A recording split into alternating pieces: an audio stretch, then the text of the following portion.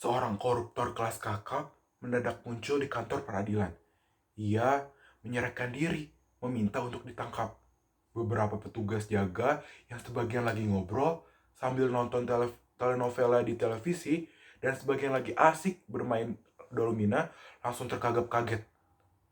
Koruptor berkata, "Tolong tangkap saya, tolong tangkap saya, tolong tangkap saya. Apa Bapak tidak salah?" Pertanyaan petugas. "Saya hanya ingin menjadi koruptor yang baik dan benar," jawab sang koruptor. Tentu saja, peristiwa itu langsung jadi berita besar. Puluhan wartawan segera mengerubungi sang koruptor, dan koruptor itu pun langsung memberikan pernyataan-pernyataannya. "Saya ingin memberikan contoh kepada rekan-rekan koruptor lain. Tak baik melarikan diri. Lebih baik duduk tenang di pengadilan.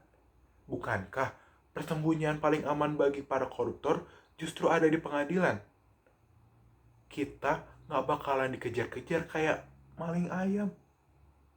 Paling ditanyain sedikit, lalu basa-basi, dan meminta bagian hasil korupsi. Tak ada ruginya kalau kita berbagi rezeki sama hakim, jaksa, dan juga polisi.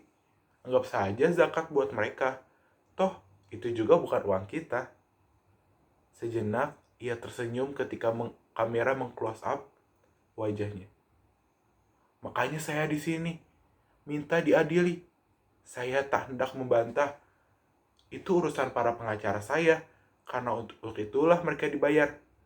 Membuat saya terlihat tidak bersalah. Jadi Bapak tidak membantah kalau Bapak koruptor kelas kakap. Saya hanya ingin meluruskan anggapan keliru yang menyatakan koruptor macam saya tak lebih dari benalu bangsa yang terguna. Koruptor macam saya jelas asas bangsa. Kamilah yang menggerakkan roda perekonomian. Dengan korupsi, uang jadi terdistribusi. Terjadinya pemerataan. Seperti pembangunan, korupsi juga terjadi di segala bidang. Kami tidak menikmatinya buat sendiri.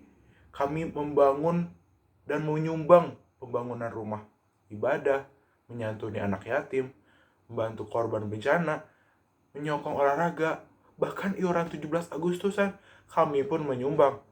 Koruptor yang baik, kami tahu cara mengetahui dan mengelabui. Dengan berbuat baik, kami menjadi dihormati, duduk di depan bila ada hajatan, dan diminta untuk berpidato. Naif bila para mahasiswa terus menuntut koruptor di penjara. Nanti malah repot mesti bikin banyak penjara. Karena 70% warga Republik ini pasti akan dipenjara. Tidakkah itu hanya menghabiskan anggaran belanja negara? Percayalah, biaya memenjarakan koruptor jauh lebih tinggi ketimbang dana subsidi BBM yang dialokasikan buat mengatasi kemiskinan. Jadi, memenjarakan koruptor itu justru lebih kontraproduktif bagi keuangan negara daripada uang dihambur-hamburkan membangun penjara. Lebih baik uang itu kami korupsi, lalu kami bagi-bagikan secara adil dan merata.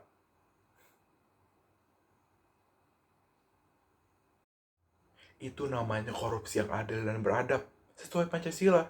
Atau biar terdengar lebih trendy, itulah prinsip demokrasi dalam korupsi.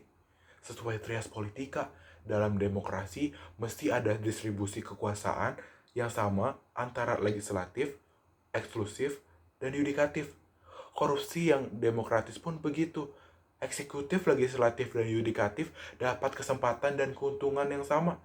Korupsi ibarat lokomotif demokrasi yang membawa gerbong-gerbong keuntungan, dan semua orang tersebut ingin naik menikmati titik. Karena itulah, memberantas korupsi sama saja menggulingkan gerbong-gerbong demokrasi itu. Itu berbahaya. Bisa menimbulkan korban para demonstran bayaran sebagai koruptor yang baik. Tentu saja saya tak ingin itu terjadi. Saya koruptor cinta damai. Para wartawan jadi ramai, terus mendesak dan merebut ingin maju. Beberapa aparat segera tanggap dan memberi ruang agar koruptor itu tidak terlalu mendesak. Tapi Para wartawan terus saling dorong, suasana kian ramai ketika serombongan pendemo muncul dan mulai berteriak-teriak, menghujat. Tapi koruptor yang kini dikawal beberapa aparat itu langsung tenang, tersenyum ke arah para demonstran. Tolong, jangan terlalu pojokan kami. Kalau soal unjuk kekuatan, kami juga bisa menggalang aksi besar-besaran. Pikirkan, bila seluruh koruptor di negeri ini menggelar aksi mogok 1 hari saja, dari kantor kelurahan sampai istana negara pasti mendadak sepi. Pelayanan publik terhenti, birokrasi macet, pabrik-pabrik tak berproduksi, semua departemen kosong. Jangan mengurus surat atau bikin KTP, WC umum saja mungkin nggak ada yang ngurus. Semua itu karena koruptor mogok, karena seperti lakon Lisistra, ketika seluruh perempuan memboikot laki-laki, kalian akan pusing sendiri. Kalian akan lihat betapa berkuasanya kami karena ada di setiap sendi negeri ini. Bagaimana cara kalian membasmi kami? Kalian seperti sedang mengamputasi tubuh diri kalian sendiri. Karena itulah marilah kita hidup rukun berdampingan dengan damai. Yang koruptor dan gak koruptor, apa sih bedanya? Emang Ainun Najib bilang, kesalahan hanyalah kebenaran yang tertunda. Maka yang gak korupsi pun hanya soal kesempatan yang tertunda. Koruptor atau bukan, menyintir si Jalang Khoirul Anwar. Semua akan dapat tempat, semua akan dapat giliran. Karena daripada itu, marilah kita mulai belajar menerima kenyataan betapa korupsi memang sudah menjadi suatu yang menyenangkan di Republik ini. Anggap saja korupsi itu sebagian dari perekonomian kita. Sudah numpuk utang, banyak pula koruptornya. Atau ini ibarat masuk lokalisasi, sudah bayar, terkena raja singa pula. Terlihat orang itu berdiri gagah, terlihat yakin dan mantap. Saya tidak malu mengakui kalau diri saya memang koruptor. Saya malah bangga bisa mengaku begitu. Seperti terlepas beban saya. Sekarang saya bisa jadi lebih rileks. Saya siap dihukum dengan cara sebenar-benarnya. Seluruh negeri geger. Sebagian besar orang mencaci maki koruptor itu. Demo menentangnya digelar. Tapi banyak juga yang memuja pikiran dan kejujurannya. Alhasil, nama tokoh itu pun makin melambung tinggi. Makin populer. Para pakar membara sinis karena koruptor itu dianggap mencari sensasi murahan. Saya tak ingin mencari sensasi dengan semua ini. Saya justru ingin memberikan teladan bahwa koruptor pun bisa menjadi seorang yang budiman. Kalaupun maling, dia maling yang budiman. Seperti Robin Hood atau jadi Zero. Kalau sebagai koruptor kita kian peduli pada wong cilik, karena siapa lagi yang akan memperhatikan wong cilik? Coba partai-partai politik tak pernah mikirin nasib wong cilik yang terus-menerus terpuruk dalam kemiskinan. Karena itulah, wahai para koruptor yang beriman, marilah kita tingkatkan iman dan takwa kita dengan membantu negeri ini supaya makin terbenam dan dalam keterpurukan dan kemiskinan lahir dan batin. Negeri ini tak bisa diselamatkan kecuali dengan mempercepat proses pembusukan. Koruptor macam kita mesti mendukung proses itu. Bila tidak, negeri ini akan terus gak jelas seperti ini. Ini negeri seolah-olah seperti dikatakan para kitri tes simbolan.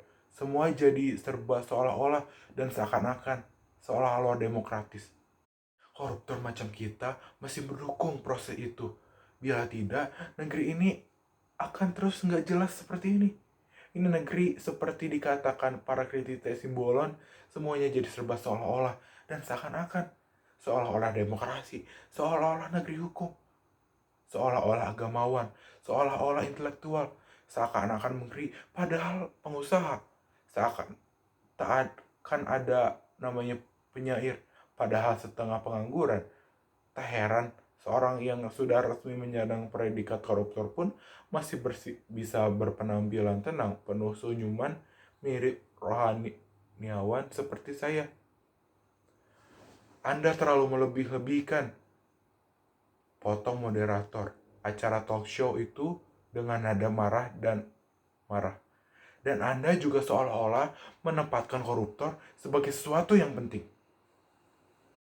Dengan kalem, koruptor itu menjawab, mulai saat ini kita lebih menghargai koruptor sebagai pahlawan tanpa tanda jasa, tapi banyak harta yang berjasa mempercepat proses pembusukan seluruh sampah negeri ini.